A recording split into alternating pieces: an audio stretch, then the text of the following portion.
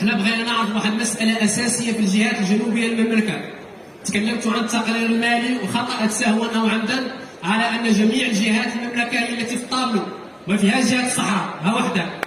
نريد ان نعرف اين تنتهي حدود المملكه الشريفه عند بعض القيادات تحت حزب النصر المعاصر. قياداتنا الجنوبيه في الاقاليم الجنوبيه ما يمكن باي